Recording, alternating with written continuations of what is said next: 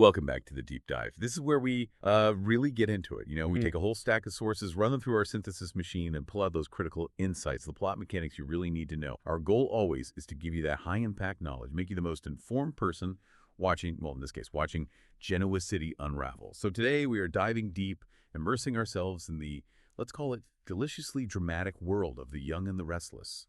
And our target, forecasting the romantic futures for three women who are very dynamic right now and also very, very single. Phyllis Summers, Audra Charles, and Claire Grace Newman. Why now? Because, well, they're all speeding towards that high-stakes, high-drama period we all know as November sweeps. That's exactly right. And when we talk sweeps periods, kicking off basically end of October, we're talking about the big moments for soaps. The networks, they want eyeballs, maximum audience retention, and that means the writers, they have to deliver. Big emotional payoffs, shocking reveals, and yeah, absolutely crucial, intense relationship developments. So our mission today, it's not just like predicting who ends up with who, it's digging into the why, the character motivations, their histories, the plot geometry, really, that makes these three specific pairings seem almost inevitable for a November spark. We're definitely setting the stage for some mayhem, some romance, and yeah, probably some serious heat. You can feel the groundwork being laid right now for these three distinct romantic paths. And we're here to figure out exactly how those sparks are going to fly. Could be volatile, could be surprisingly sweet. Let's see. Tell us, Faye. Okay, let's dive right in. First pairing. This one feels like it's built on shared ambition, yeah, but also shared spectacular public failure. Phyllis Summers and Kane Ashby. We're going to call them Fane. What do you think? I feel like Fane kind of captures that toxic, but you can't deny it, magnetic energy they have going on. Fane, I like it. It fits because the core thing here, it really is their shared status. They're outcasts. The source material is pretty clear on this.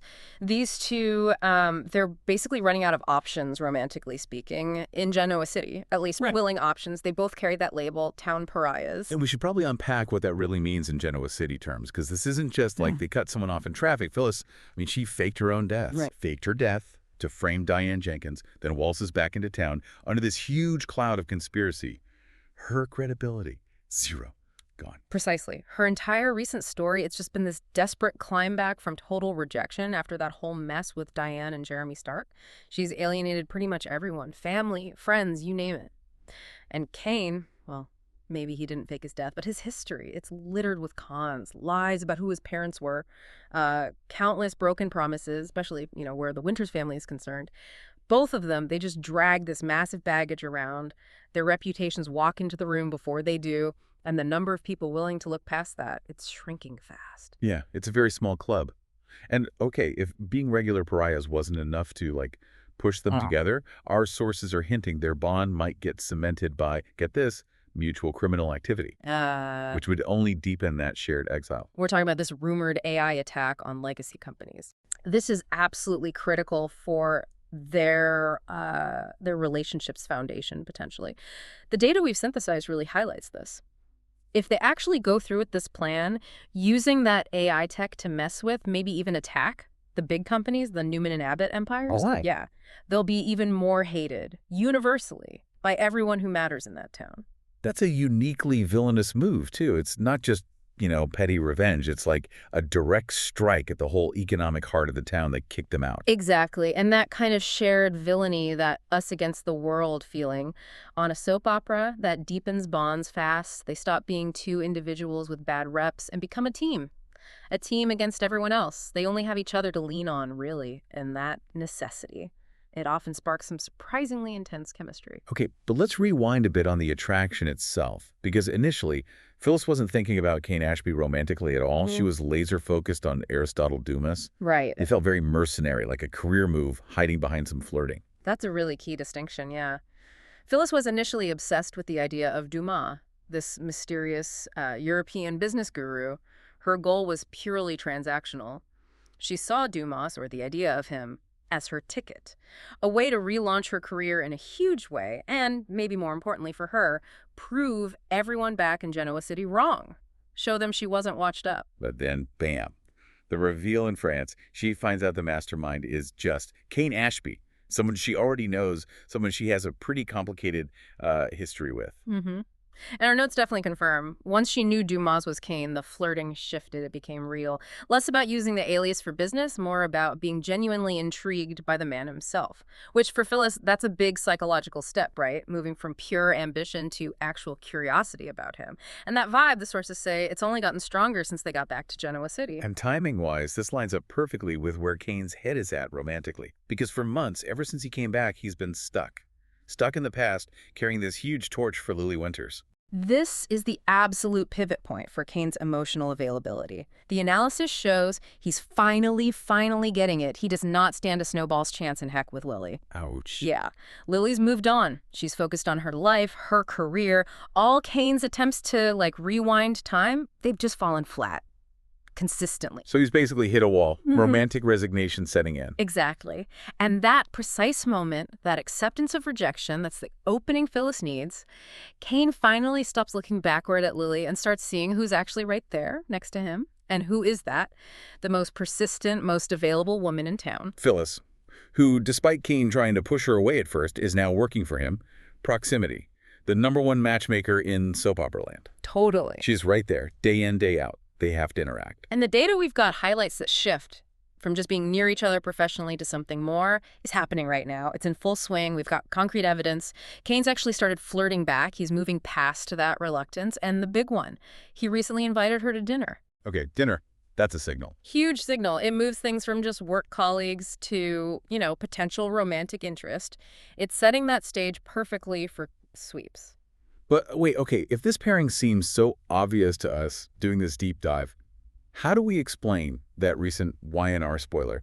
The one saying Phyllis finds romance with someone unexpected.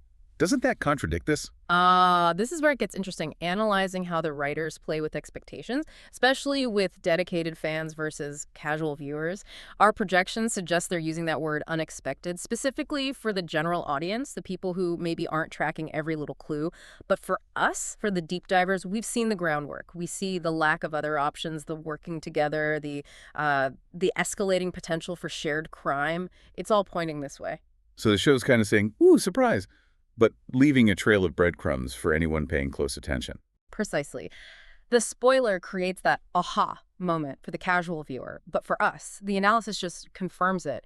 It basically cements the likelihood that Fane is happening, probably by late October, early November, right on time for sweeps. And that shared exile, that potential shared villainy, that could honestly be the strongest foundation either of them has had for a relationship in a long time. Yeah.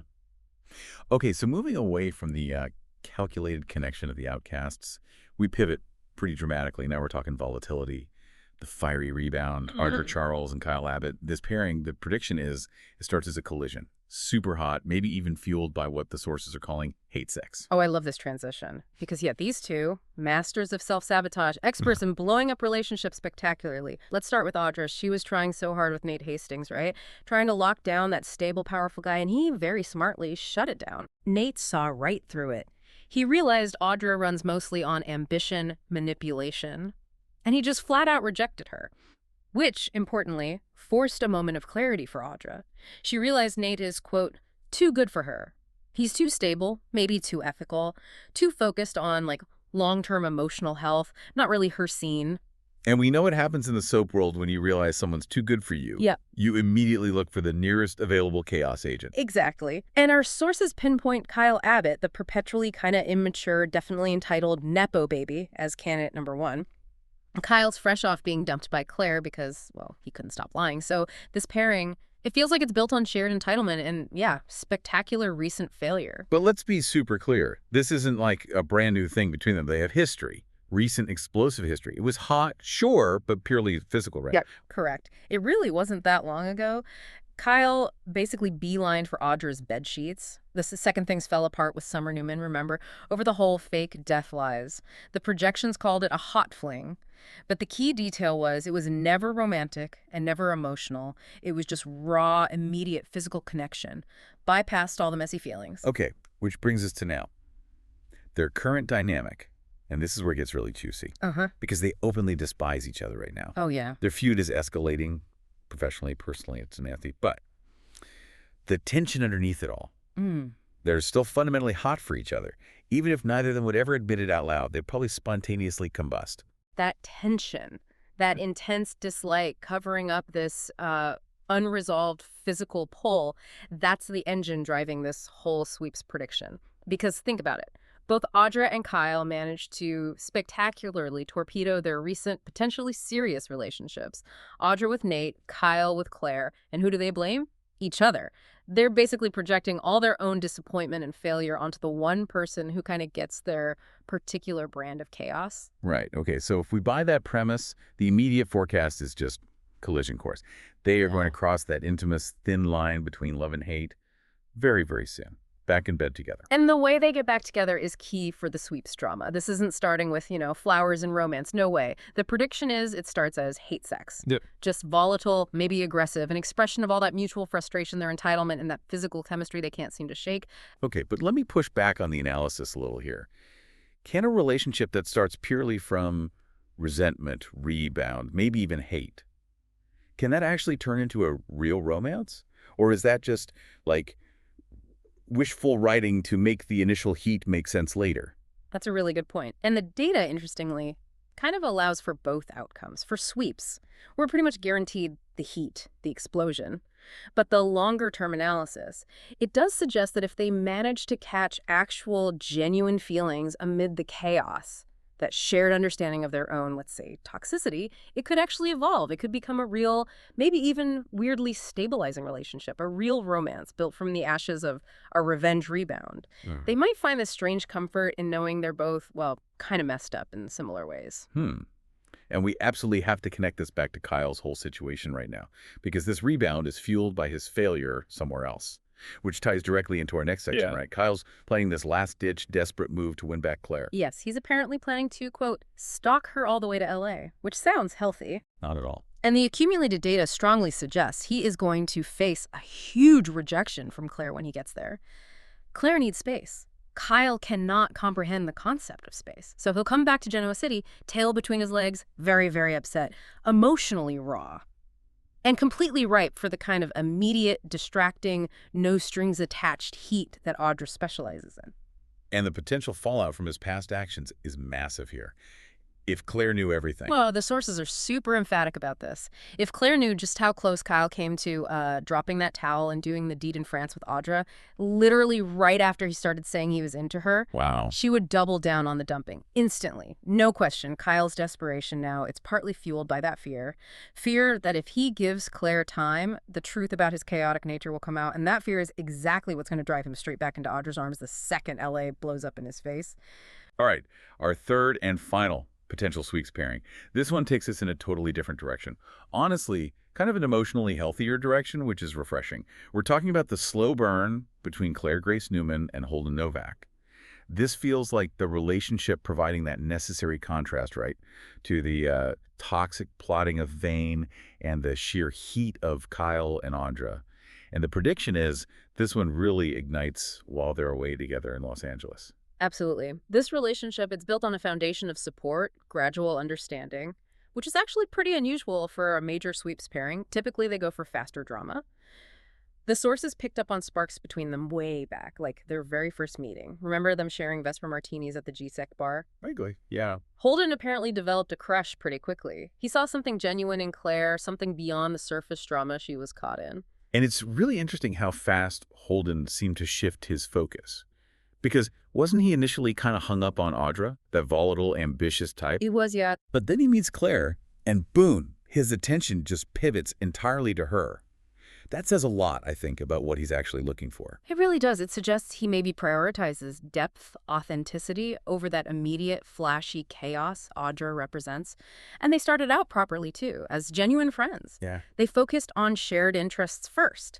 And that friendship, it grew into something much deeper, especially during that really pivotal, heartbreaking time for Claire when her father, Cole Howard, got sick and eventually passed away. Oh, right. That emotional context feels like the anchor for this whole prediction. That's when Holden really stepped into that protector role for her. Absolutely. And the contrast with Kyle during that exact same period, it couldn't be more stark or more, frankly, intentional by the writers. It was Holden providing the comfort, the stability, the support Claire needed while Cole was dying. And where was Kyle? Let me guess. Not there. Not even close. He was off in France playing naughty games with Audra, completely wrapped up in his own drama when his supposed girlfriend was going through hell. That absence, it speaks way louder than any big empty gesture Kyle could possibly make now. That definitely solidified Holden's commitment, moving it way beyond just a crush. The analysis confirms Holden didn't just have feelings, he was actively trying to protect Claire, especially from the kind of aggressive manipulation and entitlement that just swirls around her in Genoa City, like Audra's schemes. So fast forward to now. Claire's single. The relationship with Kyle imploded spectacularly, and she's following Holden to LA. That geographical move is so important. It gets them out of Genoa City, away from the pressure cooker, the history, the expectations. It lets them have a fresh start, just the two of them. And Claire herself has said things that line up perfectly with this idea of a slower, less pressured romance. She wants to experiment and try more things in life, which the projection suggests is basically code for, I want to explore a new relationship on my own terms and figure out my boundaries after all the trauma. She desperately needs breathing room, something Kyle never, ever gave her. Remember how he was pushing engagement, moving in, marriage. It was way too much, way too fast, especially since their whole relationship started with him deceiving her. Claire is explicitly not looking to just fall head over her heels in love again really fast. She's putting her mental health first, her autonomy. Okay, but let me ask the critical question here. Holden's patience, is it genuine care? Or is he just being strategic, like playing the long game, waiting for Kyle to inevitably screw up again? Is his virtue real or just a convenient plot device to make Kyle look worse? That's fair. It's probably a little bit of both, this being a soap opera. But Holden's actions, consistently, lean much more towards genuine care.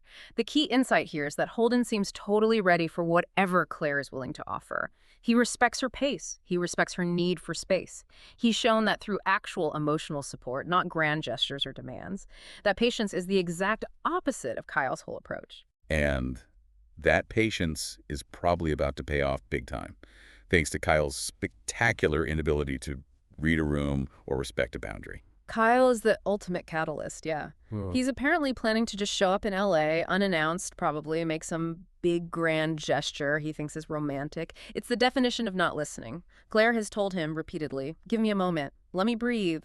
But Kyle, he seems terrified of silence, terrified of letting her actually think. Didn't he literally tell his parents he was afraid that if Claire has too long to think, she'll realize that she doesn't love him?